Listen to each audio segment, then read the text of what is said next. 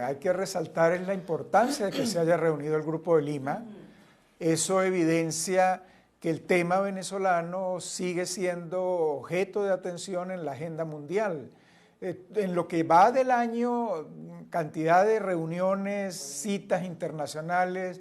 Recordemos que Davos, la conferencia del Foro Económico Mundial de Davos, tuvo el tema de Venezuela como una de sus prioridades y además una brillante intervención de Juan Guaidó dentro del foro.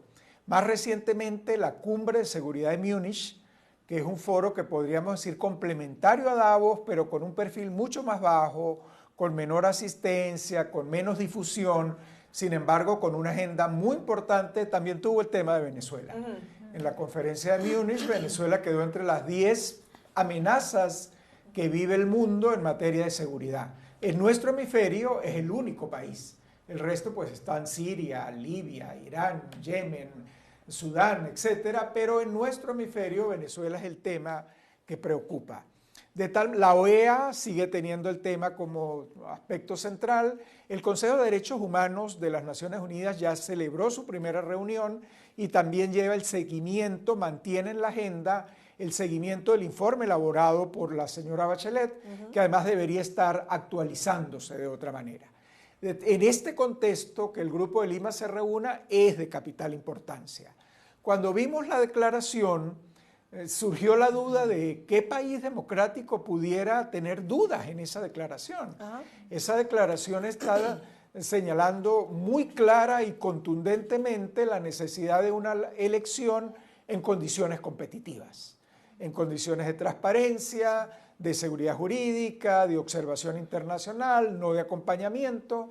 Ese es un texto que me sorprendería que un gobierno como México no lo firmara, aun cuando no esté participando en el Grupo de Lima. Y de hecho, obviamente sí sorprende el tema de Ecuador, no entiendo la confusión, más aún cuando el gobierno ecuatoriano no ha respaldado la ciudadana ecuatoriana que se ha lanzado a la candidatura de la Secretaría General de la OEA, no fue presentada por el gobierno de Ecuador, no tiene el voto del gobierno de Ecuador, solo porque Ecuador sigue respaldando el tema venezolano y en ese sentido apoya a la reelección de Almagro. Esa es una señal muy clara porque, bueno, la señora Fernández fue canciller de la República Ecuatoriana en el periodo de Rafael Correa, pero tuvo un interín, tuvo unos meses como funcionaria de Lenín Moreno porque ella ejercía la presidencia de la Asamblea General de las Naciones Unidas. Y Lenin la mantuvo hasta que terminó el día de la presidencia de la Asamblea General. Por eso sí, en efecto, siempre en las relaciones internacionales hay hechos complejos que ocurren de la noche a la mañana. Ahora, por ejemplo, tenemos que entre los votos de Almagro está en duda el voto de Panamá, luego de que Estados Unidos incorporara a Panamá en la lista de países que no colaboran en materia de drogas, etc.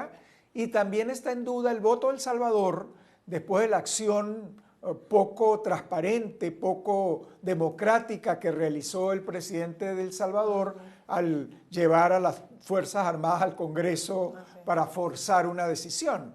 Ese tipo de acciones, por supuesto, van en contravía de la Carta Democrática y es factible que un Almagro tremendamente defensor de la Carta Democrática no sea el mejor secretario para un gobierno que ya da señales de autoritarismo. Ahora, en este panorama, profesor, con la incorporación de Bolivia y de Haití, el Grupo de Lima, con, digamos, Argentina en una posición que todavía no está del todo definida, el grupo hace una invitación nuevamente, insiste en una invitación a la comunidad internacional a que le acompañe a buscar una salida a la crisis que enfrenta Venezuela.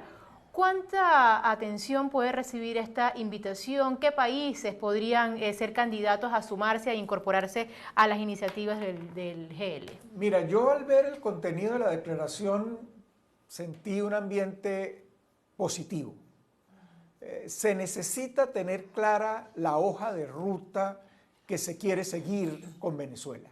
Yo siempre he creído que pueden existir varios escenarios funcionando simultáneamente y cada grupo va a trabajar intensamente en su escenario consciente de que todos los escenarios giran en torno a un objetivo central, que es el restablecimiento de la democracia.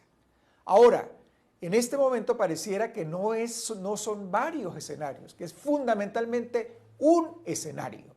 La hoja de ruta es una democracia en condiciones competitivas. Eso pareciera que es el objetivo de todos los grupos que tenemos en este momento trabajando por el tema venezolano. Lo fue desde el inicio del Grupo Internacional de Contacto de la Unión Europea. Siempre el Grupo Internacional de Contacto habló de la necesidad de una vía pacífica y democrática. Eso molestaba a algunos venezolanos radicales. Y a través de elecciones. Obviamente, ¿no? obviamente. Sí, esa era la vía. Eso lo ha dicho también los países europeos que no son miembros de la Unión Europea, como Suiza, como los países nórdicos. De hecho, el apoyo de Noruega fue para facilitar esa hoja de ruta, para crear condiciones de equilibrio. Ahora, el gobierno de los Estados Unidos, que es el que ha dado señales más confusas y que ha alimentado tendencias más duras en muchos sectores, pareciera que también está concentrándose en una ruta pacífica y democrática. Bueno, siendo así, yo creo que ahora la tarea es de la oposición democrática venezolana, creo que en particular del señor Juan Guaidó como director de orquesta, pero de toda la oposición democrática, de sus representantes en el exterior, de todos los organismos internacionales, trabajar para lograr vía la presión dura, como las sanciones, o los incentivos, los canales de comunicación para hacer que la hoja de ruta democrática sea un hecho, para que las condiciones competitivas sean posibles, para que la reforma del Consejo Nacional Electoral sea profunda, para que la Asamblea Nacional Constituyente no entorpezca, para que la Sala Constitucional no sea un obstáculo. Esos son todos factores fundamentales para unas condiciones competitivas. Y así dirigida la presión no solamente de Estados Unidos, porque fíjese, esta misma semana, solo horas de conocerse la sanción a Rosneft Trading, el enviado especial de los Estados Unidos para Venezuela, Elliot Abrams, decía,